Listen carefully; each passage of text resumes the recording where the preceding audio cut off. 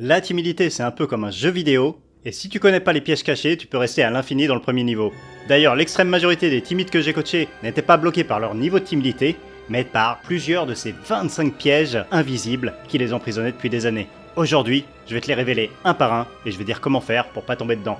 Et le premier type de piège, ce sont les pièges qui se passent dans ta tête. Des croyances qui t'enferment et qui peuvent te laisser bloquer pendant des années, même si tu fais tous les efforts du monde. Et qui peuvent te faire souffrir encore plus que d'écouter un album de Maître Gims en entier.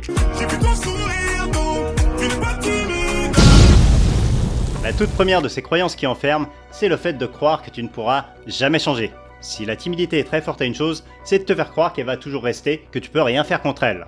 Et d'ailleurs c'est sa force principale, parce que quand on l'attaque elle est pas si forte que ça. Mais par contre, elle te fait croire qu'elle est une ennemie imbattable, et donc tu ne t'attaques même pas à elle.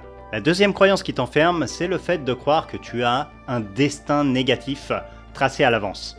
Si tu te dis que depuis hyper longtemps, voire depuis la petite enfance, il n'y a rien de vraiment bien qui t'arrive, tu vas commencer à penser que c'est de la faute du destin, que t'es pas fait pour le bonheur, que t'es pas fait pour être heureux. Et ça, c'est des conneries. Et le problème de ça, c'est que c'est des prophéties auto-réalisatrices. C'est-à-dire que si tu penses que tu seras jamais heureux, tu vas pas saisir les opportunités qui pourraient te permettre d'être heureux, parce que tu te dis que ça marchera jamais. Et donc si t'essayes même pas, c'est normal que tu n'y arrives pas. Alors prends-toi en main, c'est un destin. La troisième, elle va avec, c'est le fait de croire que tu ne pourras jamais être en couple, que tu ne pourras jamais avoir des amis, que tu ne pourras jamais avoir une vie qui te plaise.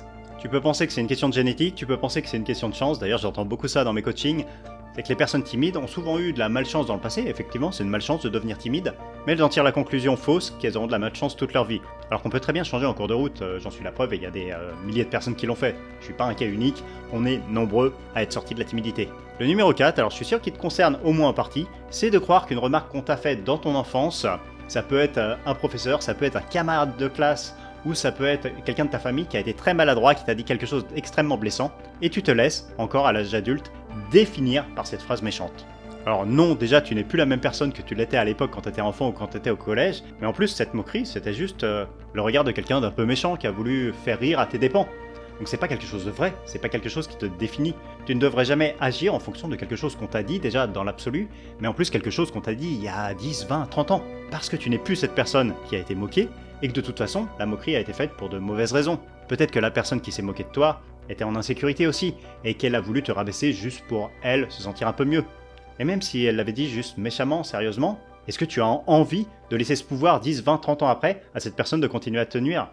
Non, ça c'est vraiment des croyances qui enferment. Et ces croyances qui enferment, c'est un peu comme si quelqu'un t'avait donné une manette pour jouer à un jeu vidéo, mais que le bouton pour sauter ne marchait pas. Donc tu recommences le niveau, et à chaque fois tu tombes dans le premier trou, parce que tu peux pas sauter. Et ces croyances finissent par te donner une image de toi qui est complètement négative, et plus tu y crois, plus ton estime de toi va diminuer. Et c'est la deuxième catégorie, l'image négative de soi. Et dans cette catégorie, la championne hors compétition, c'est le fait de s'en vouloir d'être timide. C'est-à-dire que non seulement on est victime de la timidité, mais en plus on culpabilise énormément de l'être, de ne pas être comme les autres, de ne pas être normal entre guillemets, de ne pas avoir réussi à faire ce que les autres ont déjà réussi, alors qu'en fait, on est victime de ça. On n'a jamais choisi d'être timide. Ça, c'est vraiment un gros piège qui emprisonne pendant très longtemps. Et le piège numéro 6, c'est le fait d'être encore puceau ou d'être encore célibataire à un âge avancé. Là, on se sent différent des autres, on se sent encore plus honteux, et on s'en veut. On se trouve nul. On se dit que c'est trop tard pour changer. Et souvent, ça amène même au piège suivant, celui de commencer à se trouver moche, à se trouver dégueulasse, à se trouver nul, même parfois à se trouver repoussant, juste parce que, à cause de la timidité, on n'a pas encore réussi à plaire à quelqu'un. J'ai des lectrices et des lecteurs qui sont franchement mignons ou mignonnes, et qui se trouvent ultra moches.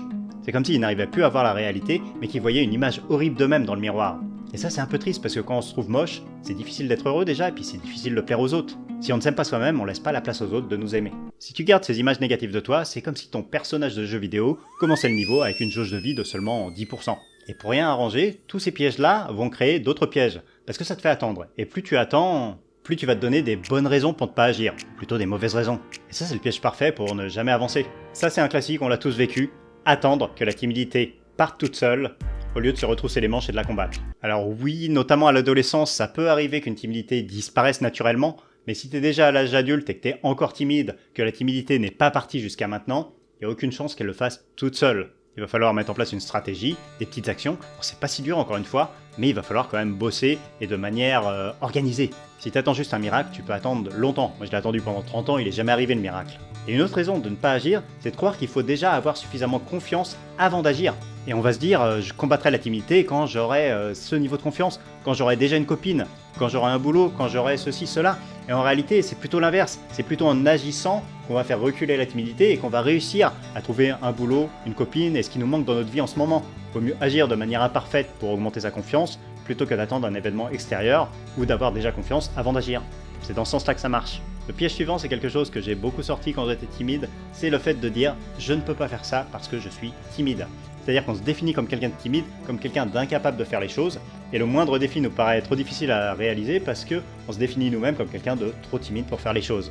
Non, quel que soit notre niveau de timidité, on peut se fixer des défis. Alors ok, en accord avec notre niveau de timidité, on est d'accord, il faut que ça soit très progressif, très doux, mais quel que soit le niveau, on peut agir. Le 11e piège, c'est de se convaincre soi-même de l'excuse « j'agirai quand j'aurai soit plus d'argent, soit plus de temps, soit plus d'énergie, quand j'aurai un travail, quand j'aurai ceci, cela ».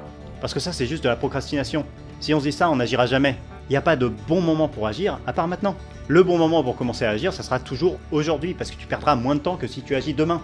Et ça, même si t'es pas dans la meilleure forme de ta vie, même si en ce moment t'as pas trop confiance, bah justement, c'est le moment de commencer à la faire grimper cette confiance. Donc à part si t'es dans le coma et que t'attends ton réveil, il n'y aura pas de meilleur moment pour commencer, il n'y aura pas de moment parfait, les planètes seront jamais alignées, et chaque jour où t'attends, bah c'est un jour de perdu finalement. Si tu tombes dans ces pièges d'attente, c'est comme si tu lançais ton jeu vidéo et que tu restais sur le menu d'accueil, que tu commençais jamais le jeu parce que t'attendais le moment parfait. Ah non, tu vas pas t'amuser et tu vas pas devenir bon au jeu si tu lances pas la partie. Bon, admettons que t'arrives enfin à te bouger un peu. Là, il y a un autre poison qui t'attend, c'est le fait de te comparer aux autres. Et même parfois de chercher à être parfait. C'est la catégorie comparaison et perfectionnisme. Et là-dedans, et ça on l'a tous fait, je suis sûr que t'es dedans, c'est te comparer aux gens qui ne sont pas timides. Là, c'est comme si c'était la première fois que tu jouais à ce jeu et que tu comparais ton avatar de débutant à un mec qui joue depuis 2 ans, qui a plein d'armes, une armure énorme et qui a plein de skills. C'est normal que tu sois pas à sa hauteur. C'est pareil, si t'es timide, c'est normal que t'arrives pas à faire des trucs que quelqu'un qui n'a pas subi la timidité arrive à faire. Ça n'a aucun sens de se comparer à quelqu'un qui n'a pas le même handicap que nous. Je mets handicap entre guillemets, mais c'est vraiment handicapant la timidité quand on a un niveau assez élevé. Le 13e piège, c'est de penser qu'on doit plaire à tout le monde. Ça, c'est un truc quand on est timide, il suffit qu'il y ait une personne qui nous valide pas dans un grand groupe pour qu'on se sente hyper mal, on se demande pourquoi il nous aime pas. On n'arrête pas de penser à cette personne, à croire qu'on doit lui plaire à tout. Alors que c'est peut-être juste quelqu'un avec qui ça connecte pas, et c'est pas grave. Quand on essaye de plaire à tout le monde, on plaît vraiment à personne parce qu'on est obligé d'être lisse. Si tu veux plaire à tout type de personnes, tu vas forcément être tellement consensuel que personne ne va t'aimer vraiment. Peut-être que personne va te détester, et encore c'est quasiment impossible, mais en contrepartie, tu vas vraiment plaire à personne parce que tu montreras pas tes qualités. Oui, il faut accepter de déplaire à certaines personnes pour pouvoir plaire vraiment aux autres. Et quand on combat sa timidité, on apprend aussi à se détacher de ce regard des autres. Ça va avec, mais le 14e piège, c'est de penser qu'on doit tout savoir avant de parler, qu'on doit absolument être parfait dans nos prises de parole. Alors qu'une conversation, c'est plein d'erreurs, plein de bafouillements. Et c'est normal de dire des conneries, de se reprendre, parfois d'en rigoler. C'est pas ça qui va nous faire perdre de la valeur. Ce qui nous fait perdre de la valeur, c'est de rien dire en restant dans notre coin, juste par peur de faire une erreur. Et au contraire, certains timides, parfois, vont tomber dans le piège inverse, qui va être de penser que pour être intéressant, il faut énormément parler, ou il faut être super drôle, la personne la plus drôle du monde. Alors que non, juste si t'interviens de temps en temps, si t'es amusant, que tu souris aux remarques des autres, aux blagues des autres, ça suffira pour faire de toi quelqu'un d'agréable, avec qui on aime parler. T'as pas besoin d'être le meilleur orateur du monde pour pouvoir avoir des bonnes discussions. Avec la timidité, tu développes des habitudes qui t'isolent encore plus. Le 16e piège, c'est d'attendre que les autres viennent vers toi, que l'amour arrive tout seul, ou qu'un miracle se produise. En réalité, ça va être à toi d'aller chercher les opportunités, à toi de les créer et à toi de les saisir. S'il y a une aide extérieure, tant mieux, mais faut pas attendre ça, parce que ça viendra rarement tout cuit. Oui, d'expérience, la chance, ça se provoque. Quand on se met dans un cercle positif, on a de plus en plus de chance. Quand on agit de plus en plus, on se crée des opportunités et ça crée de plus en plus de chance. Le piège 17, c'est de ne parler qu'aux gens qu'on connaît déjà. Oui, alors quand on est timide, c'est beaucoup plus facile et beaucoup plus rassurant quand on va dans une soirée où on connaît 2-3 personnes, de passer toute la soirée avec eux. Mais en réalité, en faisant ça, tu t'isoles encore plus et tu restes dans ton cocon de timidité. Alors qu'en faisant l'effort de parler ne serait-ce que 10-20% du temps dans la soirée à des gens que tu connais moins, des gens que tu connais pas du tout, oui, tu vas beaucoup plus transpirer, oui, ça va être beaucoup plus challengeant, mais tu vas aussi faire reculer progressivement ta timidité. Le 18e piège, c'est le fait d'éviter le regard des autres pour ne pas les déranger. Je suis sûr que ça t'est déjà arrivé de baisser les yeux face à des inconnus, peut-être même que toute la journée tu la passes les yeux baissés et que tu n'arrives pas à soutenir le regard de quelqu'un à cause de ta timidité, et que tu penses que c'est intrusif de regarder l'autre dans les yeux.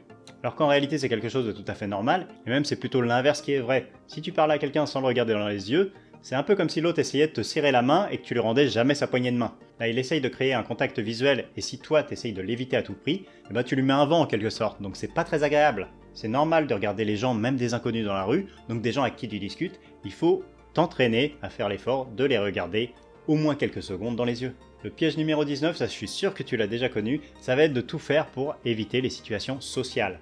Alors oui, les situations sociales te mettent mal à l'aise, tu es plus à l'aise si tu évites de parler à des gens, de parler à des inconnus, mais justement, chaque jour que tu passes sans te mettre dans une situation de challenge social, c'est un jour où la timidité se renforce. Et à l'inverse, à chaque fois que tu fais des défis pour sortir de ta zone de confort, pour sortir de ce petit cocon où tu es à l'aise, ben la timidité recule. Donc évite d'envoyer des mails, à la place utilise le téléphone ou va en personne dans les commerces pour poser des questions.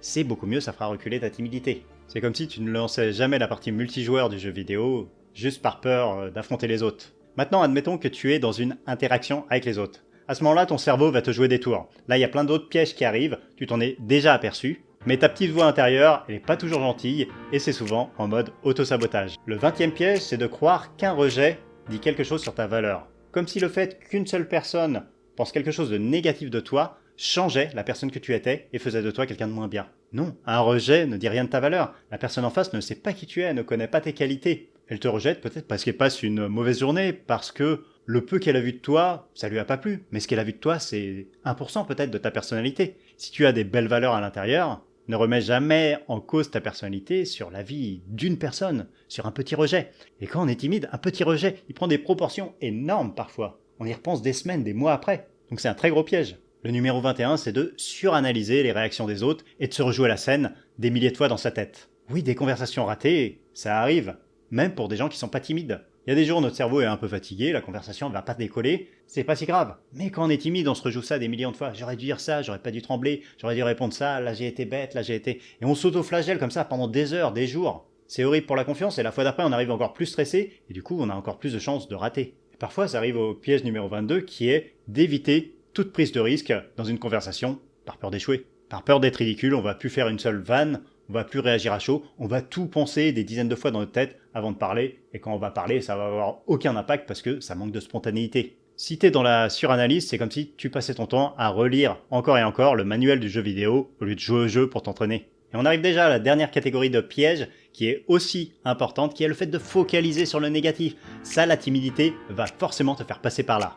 Oui, je suis sûr que tu es déjà tombé dans ce piège de tout le temps noter ce que tu fais de mal, mais par contre, quand il y a une réussite, tu l'oublies très vite. Même si dans ta journée, tu vas faire 10 choses bien et une mal, bah tu vas simplement focaliser sur ce que tu as fait de mal et tu vas oublier tout ce que tu as fait de bien. Et tu vas te dire que tu es nul parce que tu n'as pas réussi la 11e. Mais en réalité, tu as réussi plus de 90% des trucs dans ta journée.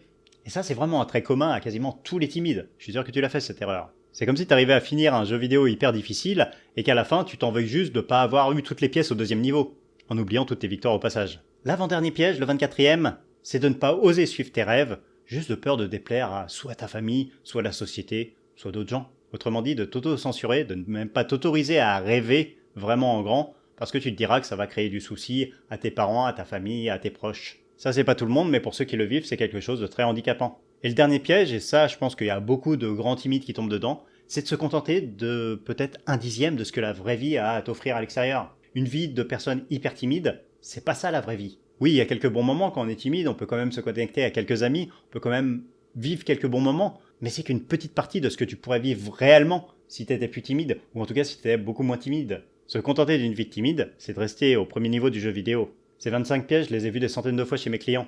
Et la bonne nouvelle, c'est qu'on peut tous en sortir, à condition de les repérer et de les exploser un par un. Repère ces pièges dans ta vie et tu pourras enfin passer au niveau suivant. Et ça tombe bien, c'est exactement ce que je vais t'aider à faire si tu remplis ce mini questionnaire, le lien ici, ici, ici, ici. Le but, c'est qu'on discute ensemble par mail de ta timidité et qu'on voit si on peut bosser ensemble. Et qu'on regarde quel plan d'action te conviendrait le mieux.